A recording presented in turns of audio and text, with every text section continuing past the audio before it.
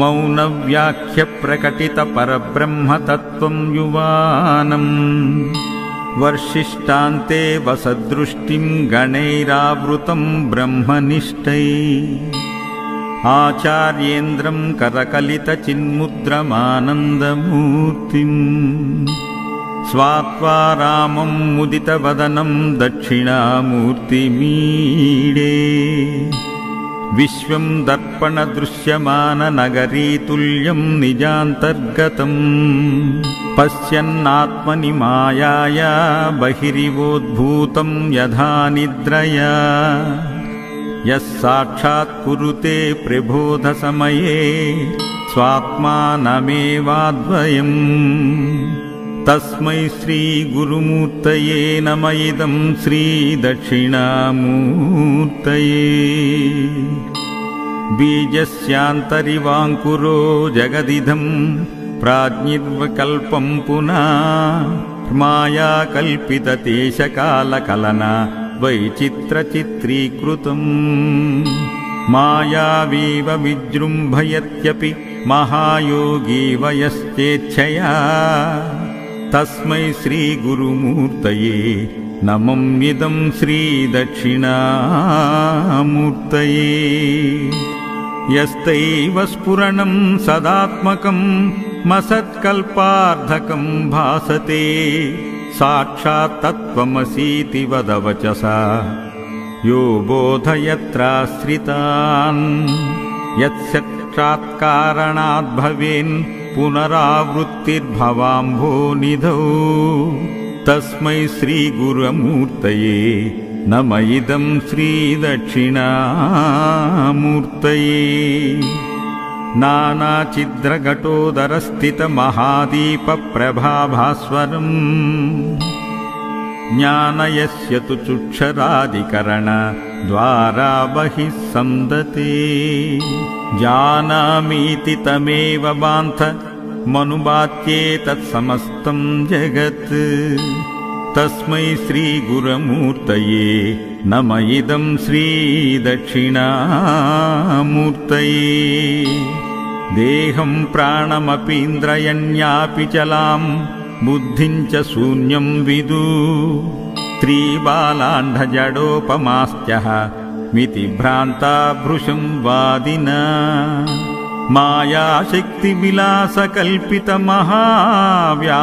मायाशक्तिविलासकल्पितमहाव्यामोहसंहारिणे तस्मै श्रीगुरुमूर्तये नम इदं श्रीदक्षिणामूर्तये राहुग्रस्तदिवाकरेन्दुसदृशो मायासमाच्छादनात् सन्मात्रकरुणोपसंहरणतो यो भूत्सुषुप्तपुमान् जागृत्यप्नमिति प्रबोधसमये यः प्रत्यभिज्ञायते तस्मै श्रीगुरुमूर्तये नम इदं श्रीदक्षिणामूर्तये बाल्यादिष्यपि जाग्रदादिषु तदा सर्वास्वस्थास्वपि व्यावृत्तास्वनुवर्तमानमिहमित्यन्तस्फुरन्तं सदा स्मात्मानं प्रकटीकरोति भजतां यो भद्रया मुद्रया तस्मै श्रीगुरुमूर्तये नम इदं श्रीदक्षिणामूर्तये विश्वं पश्यति कार्यकारणतया स्वस्वामि सम्बन्धता शिष्याचार्यतया तदैव पितृपुत्राद्यात्मना भेदते स्वप्ने जाग्रति वायु एष पुरुषो माया परिभ्रामिता तस्मै श्रीगुरुमूर्तये नम इदं श्रीदक्षिणामूर्तये घोरं भास्यनलो नीलोऽम्बरमहर्नादो हिमांशुपुमा नित्या भाति चराचरात्मकमिदं यस्त्वैव मूर्त्याष्टकम् नान्यत् किञ्चन विद्यते विमृशतां यस्मात् परस्माद् विभो तस्मै श्रीगुरमूर्तये नम इदं श्रीदक्षिणामूर्तये। सर्वात्मत्वमिति स्फुटीकृतमिदं यस्मादमुष्मिंस्तवे तेनास्य श्रवणात् तदर्थ मनन्नाद्यानाञ्च संकीर्तनात्। सर्वात्मत्वमहाविभूतिसहितं स्वाद्वीश्वरत्वं स्वत्वसिद्धतेत्। तत्पुनरष्टदा परिणतं चैश्वर्यमव्याहतं वटविटपि समीपे भूमिभागे निषण्णम्। सकलमुनिजननां ज्ञानदातारमारात् त्रिभुवनगुरुमीशं श्रीदक्षिणामूर्तिदेवं। जननमरणदुःखच्छेद दक्षं नमामि। चित्रं वटतरोर्मूले वृद्धा शिष्या गुरुर्युवा। गुरोस्तु मौनं व्याख्यानां शिष्यास्तु छिन्न संशया। ॐ नमः प्रणवार्धाय शुद्धज्ञानैकमूर्तये निर्मलाय प्रशान्ताय दक्षिणामूर्तये नमः।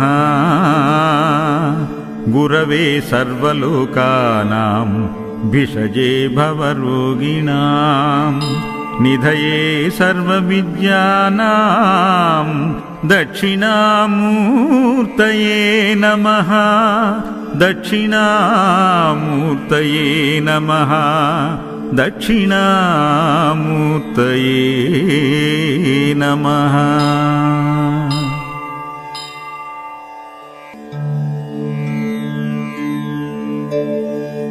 मौनव्याख्यप्रकटितपरब्रह्मतत्त्वं युवानम् वर्षिष्टान्ते वसदृष्टिं गणैरावृतं ब्रह्मनिष्ठैः।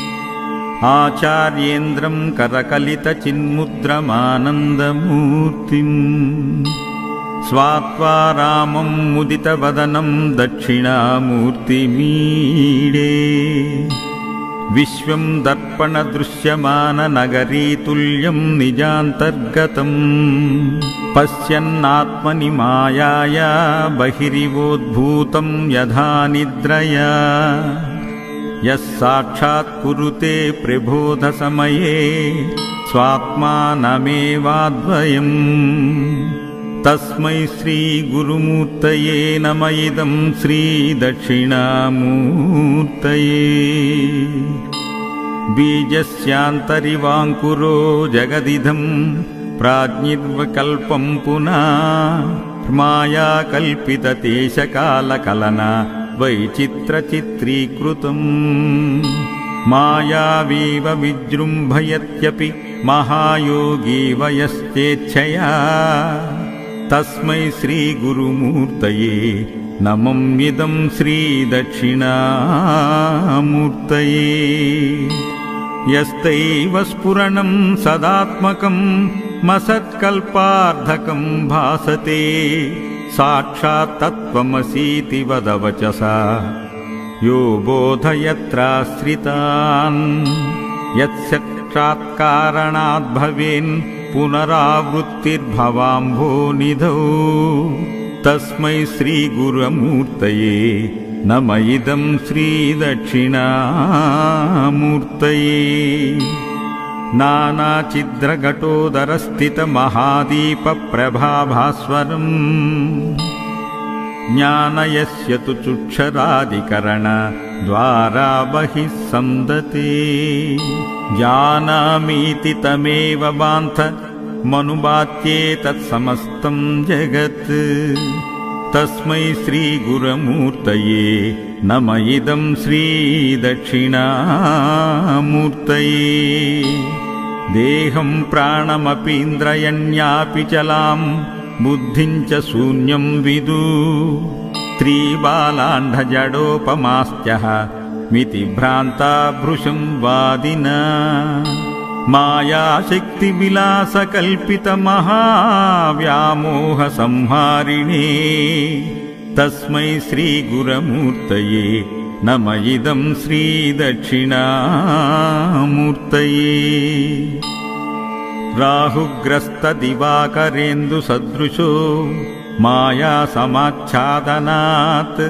सन्मात्रकरुणोपसंहरणतो यो भूत्सुषुप्तपुमान् जागृत्यप्नमिति प्रबोधसमये यः प्रत्यभिज्ञायते तस्मै श्रीगुरुमूर्तये नम इदं श्रीदक्षिणामूर्तये। बाल्यादिष्यपि जाग्रदादिषु तदा सर्वास्वस्थास्वपि व्यावृत्तास्वनुवर्तमानमिहमित्यन्तस्फुरन्तं सदा स्मात्मानं प्रकटीकरोति भजतां यो भद्रया मुद्रया तस्मै श्रीगुरुमूर्तये नम इदं श्रीदक्षिणामूर्तये। विश्वं पश्यति कार्यकारणतया स्वस्वामि सम्बन्धता शिष्याचार्यतया तदैव पितृपुत्राद्यात्मना भेदते। स्वप्ने जाग्रति वायु एष पुरुषो माया परिभ्रामिता तस्मै श्रीगुरुमूर्तये नम इदं श्रीदक्षिणामूर्तये। भूरं भास्य नलो नीलोऽम्बरमहर्नादो हिमांशु पुमा नित्या भाति चराचरात्मकमिदं यस्त्वैव मूर्त्याष्टकम्।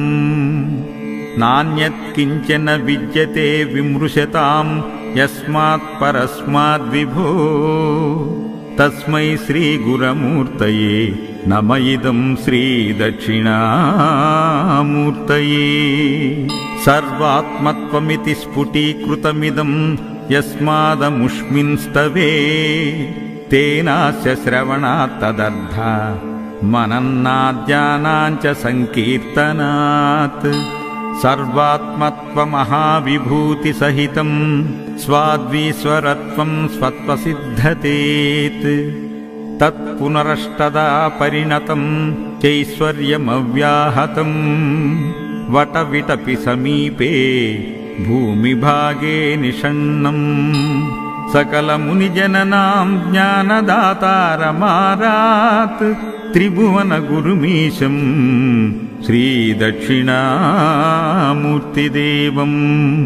जननमरणदुःखच्छेद दक्षं नमामि।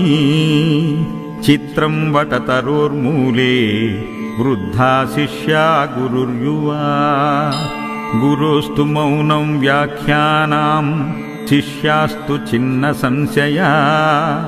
ॐ नमः प्रणवार्धाय शुद्धज्ञानैकमूर्तये निर्मलाय प्रशान्ताय दक्षिणामूर्तये नमः। गुरवे सर्वलोकानां भिषजे भवरोगिणां निधये सर्वविद्यानां दक्षिणामूर्तये नमः। दक्षिणामूर्तये नमः। दक्षिणामूर्तये नमः।